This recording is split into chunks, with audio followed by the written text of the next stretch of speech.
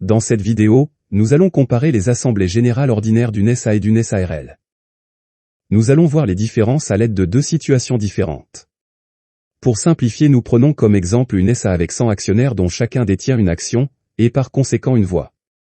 Et nous supposons la même chose pour notre SARL, c'est-à-dire 100 associés avec au total 100 voix. En outre, nous posons que 20 voix ne participent pas à notre assemblée générale ordinaire.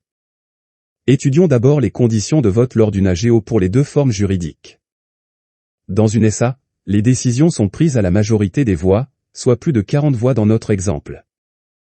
Dans la SARL, les décisions sont prises à la majorité du capital social, soit plus de la moitié de toutes les parts sociales, donc plus de 50 voix. Nous allons décider de la répartition bénéficiaire, est-ce que vous voulez distribuer des dividendes ou est-ce que vous voulez attribuer le bénéfice à une réserve. Dans notre premier cas, nous avons 65 voix pour les dividendes, et 15 voix pour la réserve. Dans la SA, nous voyons que 65 est supérieur à 40, tandis que 15 est inférieur à 40, nous allons donc distribuer des dividendes.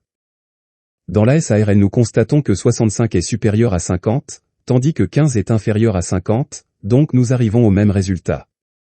Dans notre deuxième cas, il y a 45 voix pour les dividendes, et 35 voix pour la réserve. D'abord la SA, 45 est supérieur à 40, tandis que 35 est inférieur à 40, nous allons distribuer des dividendes.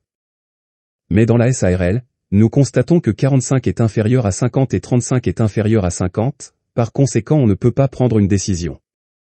Il faut donc convoquer une deuxième assemblée générale ordinaire. Lors de la deuxième AGO, la décision est prise à la majorité des voix émises. J'espère que cette petite vidéo vous aide à mieux comprendre la différence entre une assemblée générale ordinaire d'une SA et d'une SARL.